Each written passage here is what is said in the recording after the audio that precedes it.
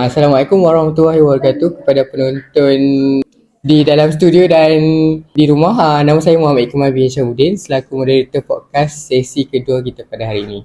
Untuk makluman penonton, podcast ini adalah untuk membincangkan analisis masalah sosial dan keperluan kepada pekerja sosial, dan live podcast ini juga dibawakan oleh kerjasama Malaysian Association Social Workers MASW dan juga Persatuan Pentadbiran dan Keadilan Sosial PPK SUM. Okey, dalam episod kedua kita hari ini, isu yang akan dibincangkan ialah Malaysia negara tua dan persediaan Malaysia. Isu yang akan dibincangkan atau didiskusi kita ialah polisi negara berkenaan warga tua dan peranan pekerja sosial dalam menangani masalah sosial dalam kalangan warga tua. Tetamu kita pada hari ini ialah tak asing dan tidak bukan lagi Dr. Munirah, iaitu pensyarah di Jabatan Pentadbiran dan Keadilan Sosial, dan panel pelajar Roy dari tahun kedua di Jabatan Pentadbiran dan Keadilan Sosial. Okey, sedikit overview untuk tajuk kita hari ini. Dalam konteks dalam Malaysia, mengikut data daripada Majlis Keselamatan Malaysia, Malaysia dijangka menjadi negara tua pada tahun 2030.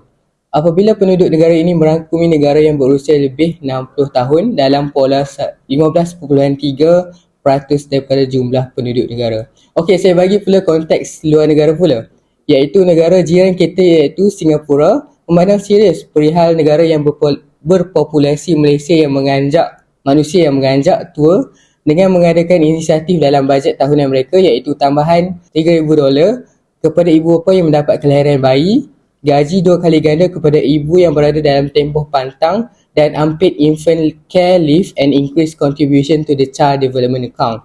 Okey, saya nak tanyakan soalan.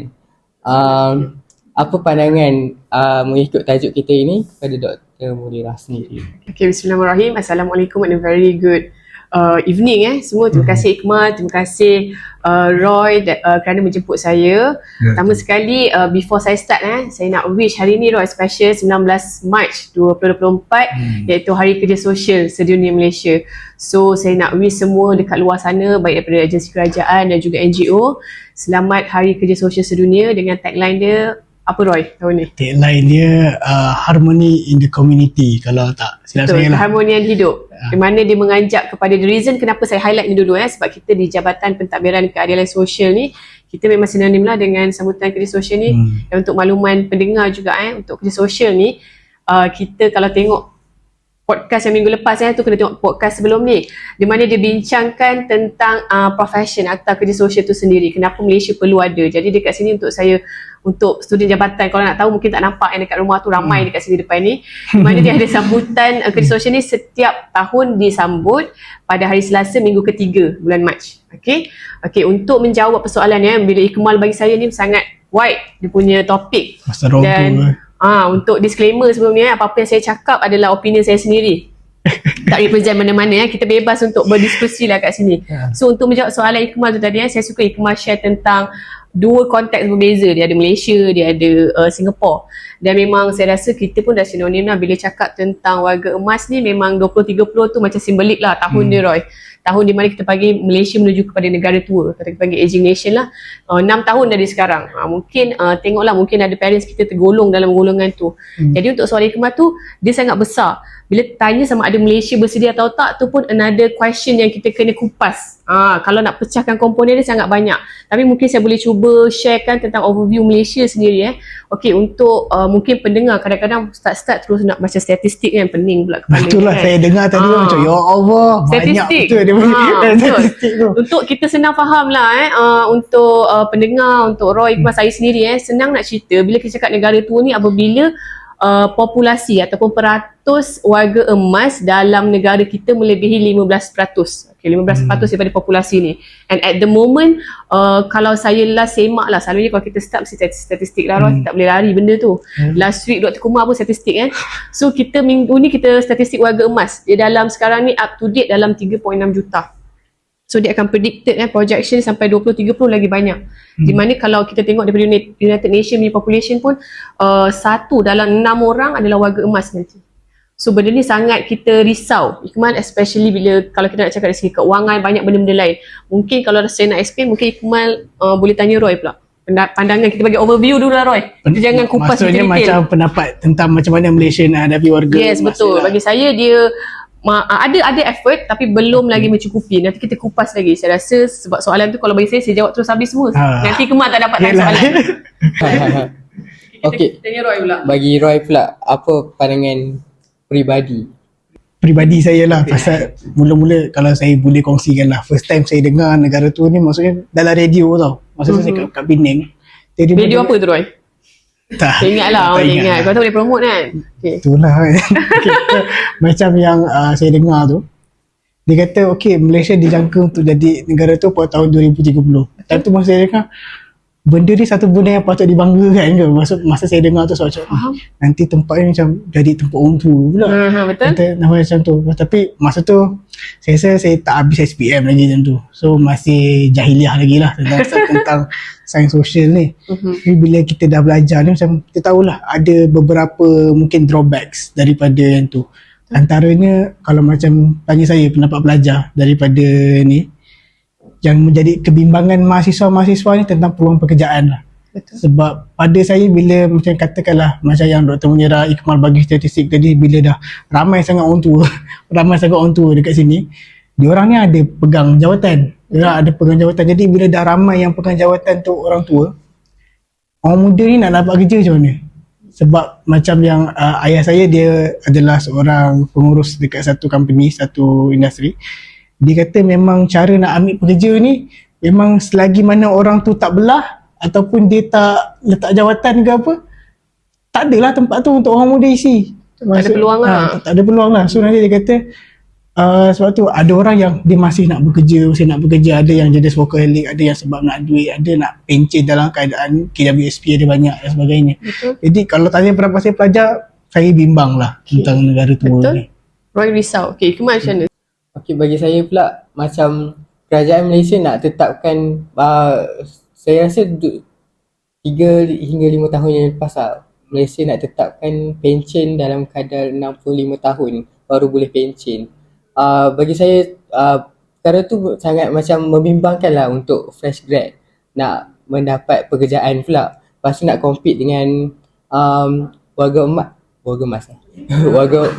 emas yang masih bekerja dalam sektor pekerjaan. Okey, bagi saya macam kualiti tu mungkin akan terjejas disebabkan mungkin mereka dah lanjut usia dan fresh grad ni mungkin tak dapat peluang yang secukupnya untuk menimba pengalaman kerja lah. Okay, so kita berbalik kepada second question. Okay, sekarang ni pernah dengar tentang sandwich generation? Pernah dengar? Kita kupas macam pernah lah. Sandwich kita pernah dengar. Okay, sandwich generation ialah trend sekarang ni sebab warga emas tak ada simpanan yang cukup. So, diorang akan duduk dalam 3 generasi dalam satu rumah. So, kalau diorang dah duduk dalam 3 generasi dalam satu rumah, yang jadi sandwich yang kita, golongan 20 hingga 30 ni terikat antara ibu bapa, generasi nenek kita berada dalam satu bumbung. Jadi itu akan menimbulkan satu masalah, iaitu warga emas tak ada simpanan yang cukup. Is there any policy to curb this problem? Okay, actually bila kita mention sandwich generation, kita tak tengok generation untuk sandwich lah. Sandwich tu kita nampak kan memang untuk makan lah. Bulan puasa pula ni kan, apa pula sebut sandwich. Okay, bila sandwich ni kan, Ikmal, Roy lah untuk semua dan saya sendiri, dia senang faham macam ni lah. Sandwich ni dia ada roti-roti, tengah dia akan ada inti, tuna ke sayur. So dua ni dia himpit tengah, contoh yang jadinya siapa tahu. Okay, contoh mak kita lah senang. Kalau nak relate umur 20-30 terlalu awal lah bagi saya. Kita ambil umur antara 40 lah, 50 agak dewasa tu, di mana dia ada anak untuk jaga. Contoh dia kena bayar anak dia pergi taskah. At the same time, dia jaga juga parents dia yang memerlukan, contoh kalau sakit lah, okay, nak bawa ke hospital, kalau uzur ada satu hal. So cost dia, contoh yang setengah hantar ke pusat jagaan warga emas kita ada kat situ, nanti saya akan explain later. So dia terhimpit oleh dua-dua generasi yang memerlukan satu penjagaan yang penuh dari segi keuangan, dari segi pemerhatian. So bila ni, that's why senang faham sandwich ni dia terperangkap antara dua. So benda ni sebenarnya kemarin Roy dah lama Dia berlaku. Cuma bila tanya is there any policies to curb this? Okay, let me go back to the history lah. Kita check balik, okay. Untuk definisi warga emas ni sebenarnya kalau kita ikut Malaysia lah, ataupun kita pakai World Assembly on Aging sendiri, dia pakai umur 60 tahun ke atas. Sebagai warga emas lah. Sebagai warga emas, betul. Tapi kalau orang tengok kadang-kadang dekat paper kan itu ada 65, ni pula cakap 60. Okey, dia variasi dia berbeza. Contoh Jabatan Perangkat Malaysia ataupun Jabatan Statistik Malaysia ni, dia letak 65 ke atas. Okey, tapi kita guna standard pakai, senang faham semua. 60 ke atas tu dia kategori warga emas lah. Untuk pemberian bantuan semua senang. Okey, untuk warga emas tu pula 60 tahun ke atas tu pun, Ikmal, Roy, dia ada komponen lagi yang 3 kategori dekat bawah tu. Okey, pertama dia ada, kita panggil muda tua. Ataupun young old. Agak-agak umur berapa kalau muda tua? Macam saya lah kot. Dia muda sangat, Roy. Dia macam kategori dia 65 tahun hingga 74 tahun. Tu kita panggil young old, atau istilah bahasa Melayu dia kita panggil muda tua. Satu lagi dia kategori tua. Tua which is old lah. Okay, old tu antara 75 hingga 84. Dan last one dia panggil old which is paling tua-tua. Macam tu ya. Umur dia 85 tahun ke atas. So kalau kita nak disclaimer mungkin kadang-kadang bila kita cakap contoh term warga tua, orang tua ni dia sensitif sikit lah. Tapi memang tua lah kan. Memang tua, kita sedar kita tua macam tu kan. Tapi term dia contoh kalau dalam kajian sekarang ni dia ban, dia tak bagi pakai elder ataupun tak saya elder lah something. Dia kena pakai older adults. Maksudnya orang, kalau kita translate apa ya Roy, orang dewasa, older, tua, dewasa, something like that. Older adults. Tapi kita dalam bahasa Malaysia senang pakai warga emas lah. Orang tua. Tapi nada dia kena betul lah, jangan orang tua, okey tak apa. Okey, kemana? Macam tu. So bila senang faham ni, bila kita dah tahu kategorinya, bila Ikmal cakap tentang polisi, sekarang ni kita dalam, mungkin Roy pun dah tahu kot, saya rasa semua orang dah aware tentang rang undang-undang warga emas. Dia masih jadi rang undang-undang. Betul, masih jadi. Saya rasa dah lama dah, daripada 2021 ke apa. Untuk makluman semua pendengar sebenarnya untuk pelajar juga, rang undang-undang ni actually dia dah established by team dekat UM juga. Okay, kita ada beberapa lah, kita punya expert kat situ. Kita ada Dr. Jal, kita ada Prof. Zul, kita ada Prof. Noran, dan beberapa lagi, even kita punya jabatan, Prof. Siti Dr. Nora pun involved dalam benda tu. Okay, so jadi undang-undang ni dia dah mengambil kira semua faktor tau Ikmal. Semua yang Ikmal tanya tentang keuangan, tentang benda-benda yang kita perlu tangani lah. So dalam undang-undang ni memang dah lama, macam orang cakap dah lama dah. Tapi macam kita tahulah, bukan senang nak jadi undang-undang kepada akta. Benda tu susah. Again, walaupun kita tahu keperluan dia penting, lagi 6 tahun ni, alam dia baru bunyi. Okay, lagi 6 tahun ni kita nak moving towards that. Kita dah bersedia tak? Tu soalan dia sentiasa. Kalau tengok kat surat khabar Roy, banyak sangat. Kalau Ikmal tengok banyak. Adakah Malaysia bersedia? Adakah Malaysia bersedia? Terus terang kalau kita tanya orang kerajaan sini pun, dia kata tak bersedia. Tapi itulah, undang-undang dah ada. Makna kata bila saya cakap tentang undang-undang ni, dia bukannya jalan penyelesaian untuk semua masalah. Tapi sekurang-kurangnya dia ada sebagai satu platform untuk melindungi kumpulan tertentu. Dan undang-undang ni sendiri dia digunakan sebagai untuk mengawal tingkah laku manusia tu sendiri. Contoh macam Ikmal dia cakap kewangan cukup ketat. Saya akan go one of the case lah yang paling menarik Roy, mungkin orang tak tahu dari segi keuangan Ikmal. Nafkah. Kalau dalam Islam tu nafkah tu wajib. Suami isteri, kita tak sedar ibu bapa tu pun wajib. Okey, untuk undang-undang dekat Malaysia ni kita guna pakai at the moment Ikmal, paling kita tengok usaha kerajaan Malaysia ni sebenarnya senang EPF lah. Kumpulan wang simpanan pekerja tu, Employee Provident Fund. Untuk mengetahui semua, Malaysia among negara yang pertama dekat Southeast Asia selain daripada Indonesia dan Filipina yang diorang ada benda tu. So kita nampak dah komitmen dia ada EPF tu, maknanya dia memang nak lindung warga emas lah tu.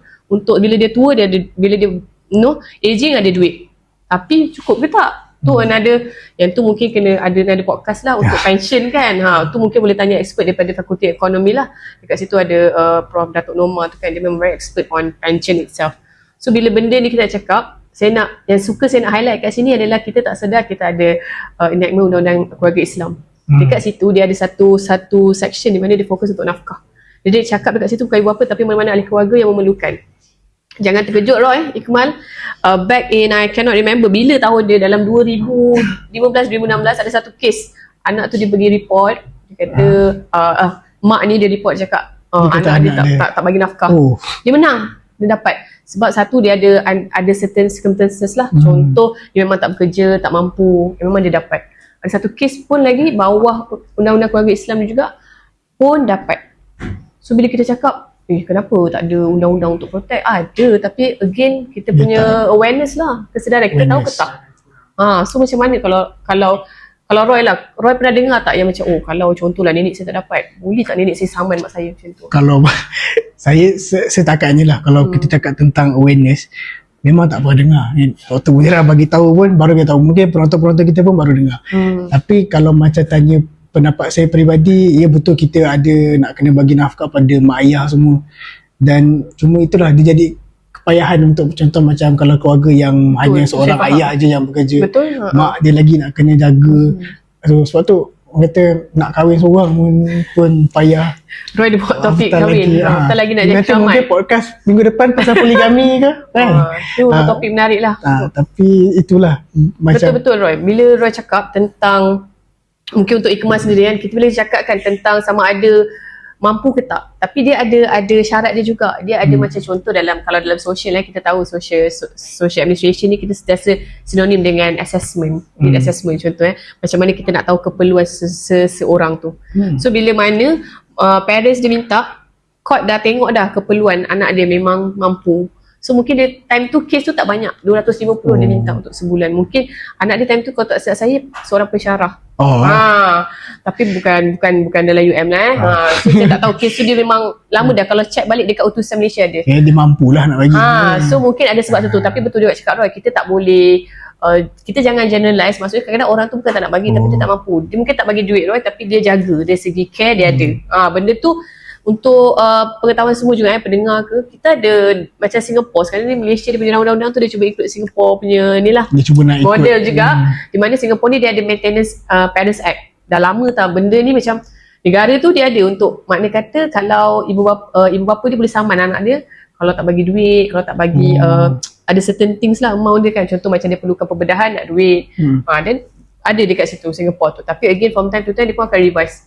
Sebab macam Malaysia, kalau dengar dulu Datuk Seri Wan Azizah dia cakap kita memang nak prioritas nak jaga warga emas, nak jaga nenek kita, atuk kita. Tapi at the same time kita pun kena jaga mak bapak kita juga. Betul. So kita kena tengok dua side. So kalau kita impose satu-satu akta ni, banyak benda kita kena tengok Roy. Tak senang lah benda tu. Tapi at least benda tu ada untuk protect. Sebab okey lah bila saya pergi balik bila Ikmal tanya tentang undang-undang kat Malaysia ni, yang guna pakai untuk lindungi warga emas ni, kita ada Akta Kekerasan Rumah Tangga 1994, dia ada kandung keseksaan dan juga enactment undang-undang keluarga Islam itu lah. pun tak specify. Betul, dia pun tak specify. Betul orang cakap. Dia letak orang tua yang tidak berupaya atau mana-mana individu. Dia tak ada spesifik as warga emas macam tu.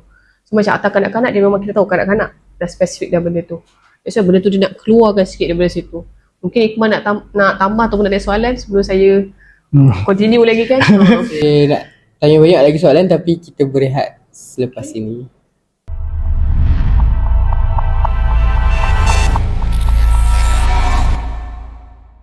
Okey, kita berbalik kepada soalan seterusnya. Bagi perihal keistimewaan pula. Keistimewaan warga emas ni, bila kita tengok ke dekat public places kan, tak banyak macam OKU. Macam tak mesra untuk warga emas punya tempat, kondisi punya. Contohnya macam tiada tempat untuk parking khas warga emas. Bagi macam tu pula, polisi yang sedia ada pun tak mesra kepada warga emas. Bagi pendapat doktor pula macam mana? Tadi saya dah cakap sebagai Roy pula, Roy dulu pandangan Roy sebagai seorang pelajar macam mana dia on the surface. Saya ada tengok dokumentari ataupun TV show sebelum ni. Dia ada cakap pasal, contoh kita tak payah cakap polisi dekat luar lah, kita tengok dekat dalam rumah sendiri. Maksudnya macam ramai warga emas kat rumah, tapi diorang ni kadang-kadang pakai kerusi roda. Betul. Tapi kadang-kadang tangan tak apa elok. Macam mana kita nak cakap tentang polisi dekat luar, macam tempat parking semua, even dalam rumah sendiri pun kadang-kadang tak mesra dengan warga emas. Contohnya tengok tombol pintu. Kadang-kadang diorang susah. Sebab tu saya tengok ada negara yang, saya tak ingat negara mana, tapi dia kata tombol pintu dia tak boleh yang macam kena macam ni tu tak boleh. Dia kena yang macam slide ataupun yang boleh tolak ke bawah so buka, yang tak macam menggunakan kekuatan maksudnya macam boleh senang-senang nak buka. Saya rasa Kalau tanya saya, memang negara Malaysia tak bersedia lagi. Sebab saya rasa even bukan dekat luar tempat parking pun memang tak ada, macam yang Ikmal cakap. Bahkan dalam rumah sendiri. Sebab tu macam ada orang yang macam kalau dia macam fikir jangka masa lama, dia akan beli rumah yang landed tu satu, lepas tu yang setingkat. Kalau ni ada orang yang dia dah beli rumah masa dia muda, dia nak beli rumah 2 tingkat, Lala duduk bawah juga. Lala akhirnya duduk bawah juga. Macam kita lah, circle of life, macam kita belajar cycle teori. Daripada kecil naik atas, Lala turun balik. Macam daripada baby, Lala jadi baby balik. Betul. Cuma dari segi penjagaan dekat rumah tu lah mungkin. Betul. Bila saya nak tambah sikit lagi kemana, bila orang mention daripada rumah, betul, everything actually start from home. Dari segi pendidikan, dari segi jagaan, contoh, role model, semua benda tu daripada rumah. Jadi bila kita sentuh tentang isu facilities lah, ataupun kita panggil sebagai kemudahan warga emas, untuk pengetahuan semua, actually dekat ada dah effort lah, usaha towards kita panggil smart home. Smart home di mana dia provide rumah in future yang memudahkan untuk warga emas. Untuk just to share kan, kenapa ada smart home ni, tahu macam Roy cakap, setengah warga emas dia mengalami masalah untuk strength dari segi tangan makin berkurangan. Setengah warga emas berjalan pun susah sebab tu memerlukan parking yang dekat. And even saya pernah berbicara dengan salah seorang lecturer daripada preventive medicine, Prof Sajah pun cakap even kerosi, kalau kita perasan dekat hospital-hospital mana-mana, PPUM ke HKL ke, dia tak mesra untuk warga emas. Contoh kalau duduk rendah sangat, bila nak bangun kan warga emas kan masalah lutut kan, dia nak bangun susah. So benda-benda walaupun kita rasa benda ni kecil, lagi satu contoh lah, kan selalu kat hospital kita ambil nombor, dan dia keluar kan, kadang-kadang dia kata warga emas, saya pun kadang-kadang kalau tak pakai spek saya tak nampak. So bunyi tu kena kuat ataupun tulisan tu kena besar. So benda as simple tu pun Roy, kita boleh buat, tak perlu besar-besar pun. Macam orang cakap, mungkin dekat rumah pun kita memudahkan. Contoh, sediakan laluan, tak perlu banyak perabot, rem yang ketinggian sesuai. Bila cakap parking kan Ikhman, macam ni lah, saya pernah dengar seorang tu pernah cakap saya, sebenarnya parking ni tak perlu kita spesifik kepada warga emas ataupun OKU. Sebab kalau kita buat benda senang, semua boleh pakai. Contoh yang saya senang nak ambil, contoh dekat hospital lah. Contoh mereka yang mengalami kurang upaya dari segi penglihatan, kita buat dengar. So at least warga emas yang tak nampak sangat, dia boleh dengar, dia boleh juga. So OKU yang dari masalah pendengaran, dia nampak. So benda tu bila kita buat, tak perlu pun macam kalau favor ni dia dapat, nanti dia pula tak dapat. So kita buat senang untuk semua. Jangan kata warga emas kalau dia buat kerusi yang senang bangun, saya rasa saya pun seronok duduk kerusi tu. Betul. So kita buat facilities yang mana semua orang boleh dapat manfaat. Sebab saya rasa tak ada masalah pun Roy. Contoh dekat kita kan ada lift, ada ramp, itu pun boleh pakai. Rasa sih OKU sahaja. Kalau ada contoh negara-negara yang develop, contoh macam dekat Japan ke apa, dia buat kebanyakan kemudahan dia, tak ada masalah pun, semua orang boleh guna. So at least dari segi kerajaan sendiri pun, keuangan pun, dari segi peruntukan pun dah boleh jimat. Tapi kalau macam parking tadi, doktor rasa ada keperluan tak untuk ada itulah untuk ni saya punya pendapat peribadi lah. Saya rasa parking tu perlu, tapi kalau kita nak faham balik kan, macam ni lah senang faham warga emas ni ada beberapa kategori juga. Ada yang mampu. Bila kita cakap mampu, dia segi mental juga fizikal. Dia boleh drive. So dia boleh drive, insyaAllah dia boleh jalan. Tapi OKU, kalau masalah dari segi OKU fizikal, memang kita kena peruntukkan khas untuk mereka. Yang dekat dengan shop. Betul, untuk move senang. Kalau warga emas yang ada masalah dari segi fizikal Roy, kalau Roy tengok kebanyakan dekat mana-mana lah, shopping mall ke apa, siapa yang drive diorang? Anak-anak kan. Saya sendiri pun kadang bawa parents saya pun, saya akan berhenti dekat lobby dulu, saya turun dengan diorang dulu, saya pergi cari parking. So nak ambil balik, saya akan ambil diorang. Mungkin lah kalau kita boleh accommodate tempat tu luas Hikmah, boleh kita buat. Tapi saya rasa bukan spesifik parking warga emas, kita buat je parking mereka yang memerlukan. Yes. So dah semua anyone boleh accommodate. So benda tu saya rasa tak ada masalah untuk kita implement.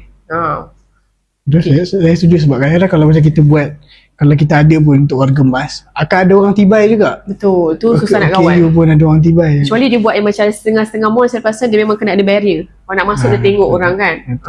So dia memang tak bagi. Contoh female punya parking kan, dia turunkan dulu dia punya suami ke siapa, dia dah masuk pun sama juga.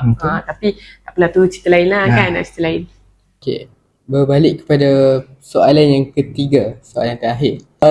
Macam yang kita tahu, 2020 COVID melanda. So kerajaan pada masa itu macam memudahkan lagi pengeluaran akaun KWSP akaun 2 dapat dikeluarkan semasa COVID-19. So macam COVID-19 EPF kita secara umumnya untuk simpanan warga tua. Okey, kalau kita keluarkan EPF pada waktu sekarang, pada waktu 20-30-an, mungkin akan memberi kesan kepada warga masa tua nanti. Selesa di waktu muda tapi sesara di waktu tua macam mana? Okey, kita sebelum tengah kita Okey. dengar Iqmal dulu pendapat. Iqmal lah macam mana? Kita dengar dulu Iqmal dulu. Takut nak cakap apa. Iqmal start. Bagi saya EPF ni macam yang kita tahu untuk keperluan masa tua, sebab kita tak boleh predict the future. Kita boleh tahu apa mati bila-bila masa, tapi Semua bercakap mati. Risau tapi EPF ni bagi saya macam bekalan kewangan. Macam daripada bekalan pahala lah kan. Yes, bekalan kewangan untuk selepas pencen nanti. Bagi doktor dan Roy pula macam mana? Kita tak boleh keluar. Bagi saya tak keluar kot. Warga tua nanti baru keluar Sebab nanti. sekarang kerajaan ni pegang. Iqmal punya pendapat Bagi pendapat sendiri saja lah. Saya ambil last. Oh yalah. 11 for the best. Betul? Okay, pada pendapat saya lah, saya rasa sebenarnya benda ni satu benda yang tak sepatutnya dipolitikkan pun sebenarnya. Cumanya ada certain orang yang dia berpendapat macam tu disebabkan faktor politik. Kita tak boleh nak lari dalam social admin ni. Pada saya, kita boleh nak bercakap pasal politik semua. Okay, tapi pendapat saya lah. Okay. Pendapat saya lah. Okay, macam saya, EPF ni memang daripada asal pembentukannya. Dan EPF ni pun ada akta. Mungkin orang tak tahu, yang orang ingat EPF, KWSP tu is just KWSP. Tapi sebenarnya EPF ni dah memang ada akta. Betul. Akta EPF tu sendiri. Dan benda ni memang dibuat bagi tujuan social security. Betul. Yang mana memang duit dalam tu bukan duit emergency. Ada orang kata time COVID, dia kata ini duit diorang, ini hak diorang semua. Inilah masa ni, kalau bukan ni time ni nak guna. Saya rasa pendapat tu salah, sebab pada asas kewujudan KWSP tu sendiri untuk hari tua, bukan untuk emergency. Kalau emergency, sebab tu adanya tabung kecemasan yang hang kena buat sendiri. Yang hang kena buat sendiri adalah, okey, hang kata hang susah sekarang, mana tabung kecemasan hang masa hang senang.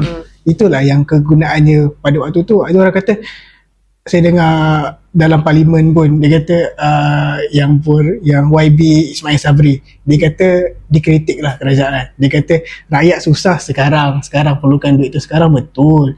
Tapi saya rasa sebelum kerajaan ni mulakan langkah untuk keluarkan KWSP, tak ada siapa pun terfikir nak guna KWSP. Benda jadi memang bila dah termula, dia akan rasa nak. Sebab tu kita belajar dependency punya tu. Dalam sistem welfare kita belajar ada dependency punya tu. Saya rasa benda ni tak dah termula. Sebab tu orang baru tahu, kita boleh keluar. Oh, rupanya KWSP ni kerajaan boleh buat bagi keluar. So diorang nak lagi. Padahal sebelum ni pun, sebelum COVID pun dah memang ada rakyat susah, tapi boleh je. Betul. Ada je inisiatif. Betul lah. Datuk Seri Anwar Ibrahim cakap, sepatutnya kita fikir alternatif lain untuk bantu diorang ni. Bukan kita nampak tu, sebab benda tu memang untuk hari tua. Kita tak tahu nanti pada masa akan datang macam mana. Kita dah tak ada kendrat pada waktu tua. Takkan nak pergi kerja guard. Kerja kita tak nak lah kan, sebolehnya. So adalah EPF tu.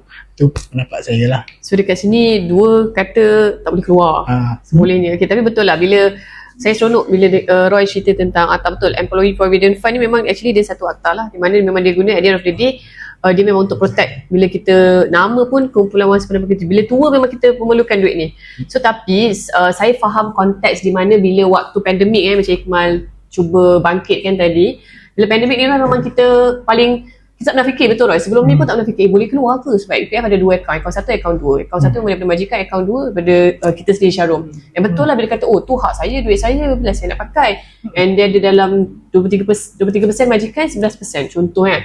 And then tapi bila dia cakap momen yang memerlukan tu, saya rasa mungkin saya rasa dia nak kurangkan beban kerajaan untuk tanggung. And at that point of time ramai orang tak bekerja berapa tahun pandemik, so mungkin diberi kelonggaran waktu tu untuk ambil duit. Tapi after that, bila kita alhamdulillah dah recover, dia jadi macam habit Roy. Orang macam dapat rumah. So macam benda tu betul lah. Saya ada tengok orang ada share satu, dia kata Tata tak sempat guna dah meninggal duit tu.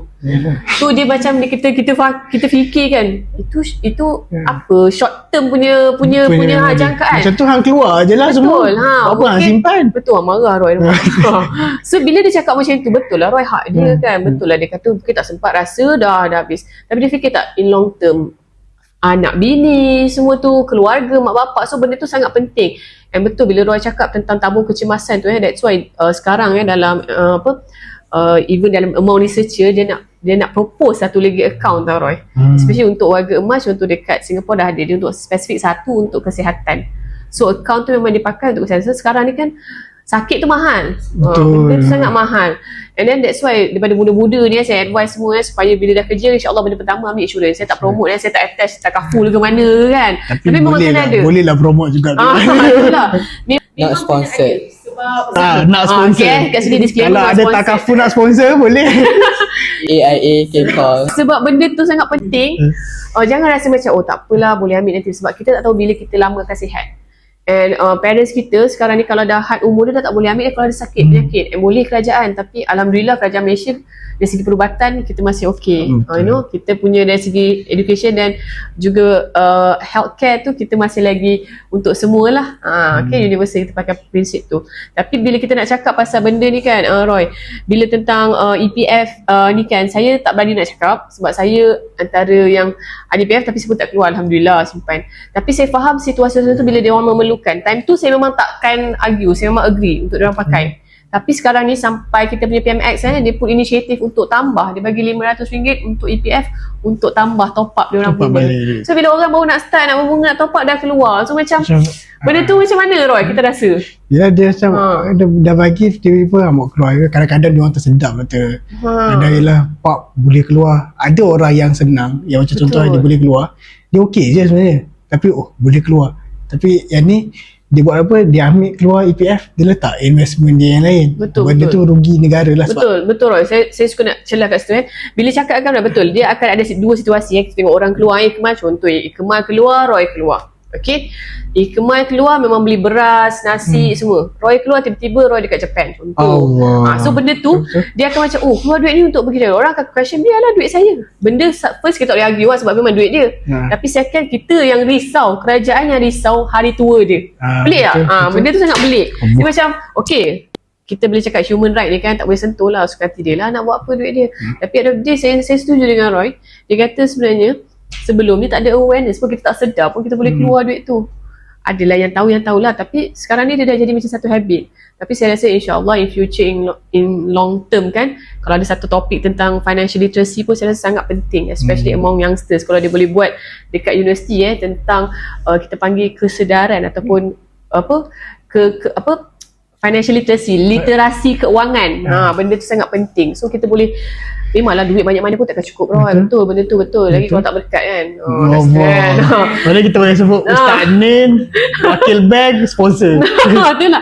Tapi benda tu kita memang kena plan. Sebab saya perasan peruntukan sangat banyak. Kerajaan pun eventually along the way pun kalau kita ada welfare state negara kebajikan pun tak cukup. Eventually pun dia akan ada serta-serta benda dia akan jadi residu dan juga selectivism dalam dia punya program tu sendiri. Saya rasa kalau macam contoh dalam keadaan sekarang ni, saya rasa ramai dah keluar dah EPF tu. Betul. Dan kebimbangan kita adalah pada diorang dah tua. Betul. Tapi bila diorang dah tua, diorang susah, diorang nak buat apa, kita pun tak ada social worker untuk tolong orang tu juga. Tu pun lagi satu masalah. Even sekarang ni pun yang diorang ada saving pun, diorang dah ada yang ramai yang susah, ramai yang anak-anak kadang-kadang tak nak jaga, diorang kena letak rumah orang tua semua. Kadang-kadang saya pun rasa macam anak-anak hilang respect dengan mak ayah yang dah tua ni kan, sebab kadang-kadang diorang tak ada kewangan. Kadang-kadang in a way diorang tak ada kewangan. So apa yang jadi, hantar rumah orang tua-tua. Betul. Okay, mungkin saya nak share dengan Ikmal dengan pendengar lah. Kalau kita tahu Malaysia dia ada Jabatan Kebajikan Masyarakat, JKM kita panggil, Department of Welfare. Antara yang untuk warga emas ni dia ada beberapa lagi bantuan. Pertama sekali ada bantuan warga emas BWE, di mana dia diberi RM500 setiap bulan, tetapi dia ada dia punya syarat-syarat tertentu. Ada dari segi garis kemiskinan dan benda-benda tengok. Tapi boleh apply terus dekat JKM. Kalau lepas mana-mana yang kerja kat JKM tahu akan ada borang tu. Okay, so dan dia juga ada bila Roy mention tentang pengabaian tu kan, tadi pun off the record pun Iqmal ada cakap tentang masalah isolation ataupun senang kita faham empty nest syndrome lah, iaitu sindrom sarang burung kita panggil. Burung tak salah saya. So term ni di mana along the way sama ada dia berkahwin ataupun tak. Kalau dia berkahwin mungkin pasangan dia meninggal, anak-anak belajar overseas ataupun tak ada anak, ataupun yang tak berkahwin. So bila tua dia duduk sendiri dalam rumah. So dia macam burung kan. That's why dia panggil empty nest, NEST, burung sarang, empty nest syndrome. So benda tu kan Iqmal, kalau dia sakit kan Iqmal, mungkin kita ada contoh rumah Ehsan kan. Okay, dia masih berkemampuan. Ada 2 rumah kat sini, dan satu lagi rumah Sri Kenangan. Rumah Sri Kenangan tu untuk mereka yang mampu menguruskan diri sendiri lah, untuk warga emas tu. So kalau tengok advancement of the technology kan, macam tadi kita ada mention kan, makin panjang umur Alhamdulillah rakyat kita sebab teknologi. Dan bila makin sihat, diorang makin boleh bekerja. Macam Iqmal dengan Roy risau diorang tak bisa pencin, mana saya nak kerja. Okay, benda tu pun mungkin in future pun saya rasa dia akan tengok balik umur tu kan. Bila dia boleh mampu untuk mengurus diri sendiri, saya rasa kalau dia cukup duit dia tak nak kerja punya. Saya rasa kalau cukup dia orang tak nak bekerja. Saya kalau cukup dia pun saya tak bekerja. Betul, sama saya pun tak sabar nak pencin. So bila benda basic ni dia nak bekerja sebab dia pun kena accommodate family dia. Kita yang baru lepas grad ni pun nak bekerja. So benda tu mungkin saya rasa pihak kerajaan dah tengok tu. Mungkin ada podcast yang lain lah dari segi kerja atau kerja kita boleh tengok, ataupun pasaran buruh kat Malaysia kan. So benda ni saya rasa sangat-sangat senang lah nak faham.